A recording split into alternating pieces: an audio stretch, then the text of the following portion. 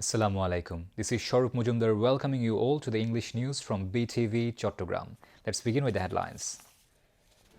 Executive Committee of the National Economic Council approves total of 9 projects cost of 11,851.29 crore taka.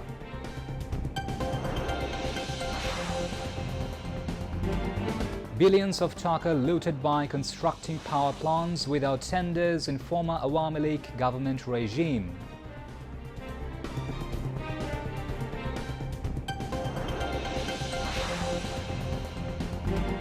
National Citizen Party calls for announcement of roadmap through swift discussions with political parties regarding July Charter, trial of fascists, reformations and elections.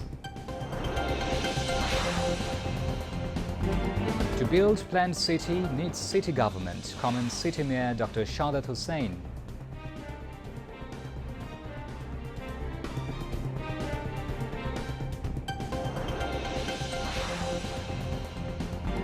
Israeli attacks kill 76 people across Gaza as casualties continue to mount amid ongoing strikes.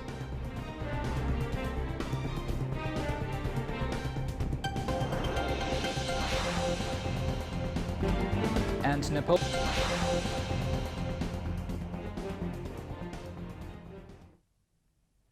Those were the headlines. Now moving on to the details. The Executive Committee of the National Economic Council today approved a total of 9 projects involving an overall estimated cost of taka 11,851.29 crore. The approval came from the 11th ECNEC meeting of the current fiscal year, with ECNEC chairperson and chief advisor Professor Dr. Muhammad Yunus in the chair, held at the NEC conference room in the capital's Shere-Bangla Nagar area. Of the approved 9 projects, 6 are new, while 3 others are revised projects.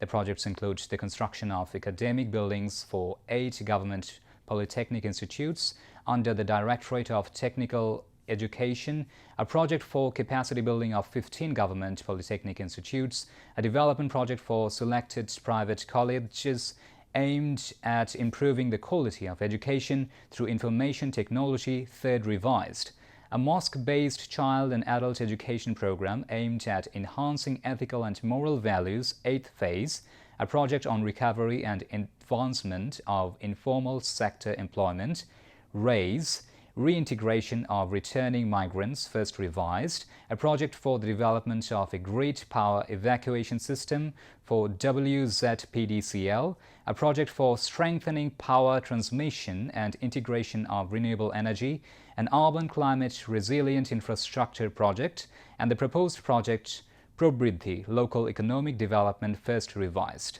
Of the total project cost, taka 8,046.09 crore will come from the government of Bangladesh portion, taka 2,988.95 crore as project assistance, while the rest of taka 816.25 crore from concerned organizations' own fund. A 4-member BNP delegation joined a meeting with Chief Advisor Professor Muhammad Yunus in the evening at the State Guest House Jamuna in the capital Dhaka. Headed by BNP's Standing Committee members Khondokar Musharraf Hussain, the delegation is comprised of Dr. Abdul Moin Khan, Amir Khosru Mohammad Chaudhry and Salahuddin Ahmed. The Chief Advisor called the meeting with BNP, Jamaat and Jatiyo Nagorik Party today amid the prevailing political situation of the country. The former Awami League government looted billions of taka by constructing 90 power plants without tenders. Many power plants remain idle due to lack of demand, yet the government pays the producing companies an hourly capacity charge as rent, even without purchasing electricity. This capacity charge increases the cost of electricity production, which is then passed on to consumers through higher prices. Experts said that the fascist Sheikh Hasina government spent thousands of crores of taka year after year by constructing power plants without tenders, primarily to facilitate looting by Awami League affiliated businessmen. National Citizen Party (NCP) has called for the announcement of a roadmap through swift discussions with all political parties regarding the July Charter, trial of fascists, reformations and elections. NCP convener Muhammad Nahid Islam made the call at a press conference held this afternoon at the party's Bangla Motors Central Office today. Nahid Islam said that all elections held during the Awami League's tenure were fascist in nature. Instead of movement to establish their legitimacy, everyone should focus on local government elections. Clarifying that the NCP has no relation with the two student advisors, Nahid Islam said they are being defamed intentionally. Other leaders of the party were present at the press conference. Chattogram City Mayor Dr. Shahdat Hussain said to build a planned city needs a city government. He made this remark at a seminar titled "The Role of Civil Society and Media in Reducing Waterlogging in Chattogram." He emphasizes to consider the issue of city government in the ongoing reform process. Bangladesh Public Relations Association organized the seminar at the City Corporation's conference room in the morning today. Bangladesh Public Relations Association Chattogram President Abhik Usman presided over, while journalist Bhuiya Nazrul was the keynote speaker. Among others, Chattogram Wasa Managing Director Muhammad Anwar Pasha, City Corporation Chief Sanitation Officer Commander Iftikhar Ahmed Chaudhuri, Urban Planner Architect Zarina Hussain, Premier University Vice Chancellor Professor S.M. Nazrul Qadir, Engineer Manzare Khurshid Alam, Chattogram Press Club Members Secretary Jahidul Karim Kochi and other concerned persons also addressed on the occasion. The speakers presented their opinions and suggestions on resolving waterlogging in the city. Now international news.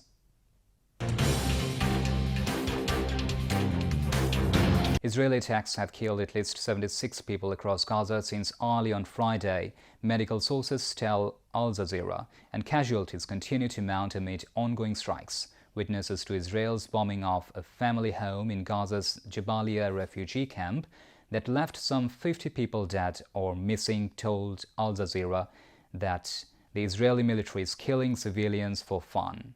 UN Chief Antonio Guterres said the conflict in Gaza has reached the cruelest phase of this cruel conflict as Palestinians starve while Israel allows only a teaspoon of aid to enter the famished enclave, and nothing has reached the besieged north.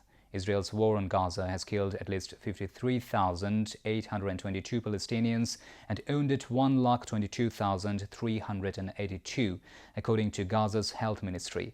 The government media office updated the death toll to more than 61,700, saying thousands of people missing under the rubble are presumed dead. The administration of the United States President Donald Trump has taken its first concrete action to deliver sanctions relief for Syria, following a surprise policy pivot earlier this month.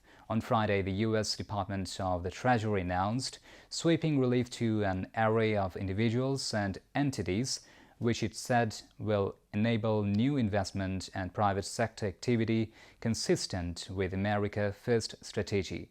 The U.S. State Department, meanwhile, concurrently issued a waiver to a 2019 law, the CASA Syria Civilian Protection Act, that would enable foreign partners, allies, and the region to further unlock Syria's potential. Trump surprised the international community when, on May 13th, he pledged to remove sanctions placed on Syria during the leadership of its now ousted leader, President Bashar al-Assad. Friday's announcements mark an initial step towards that goal as Syria recovers from abuses under al-Assad's government and 13 years of civil war.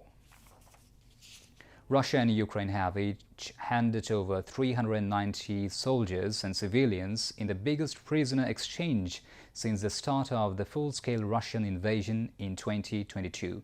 They both returned 270 servicemen and 120 civilians on the Ukrainian border with Belarus as part of the only deal agreed in direct talks in Istanbul a week ago.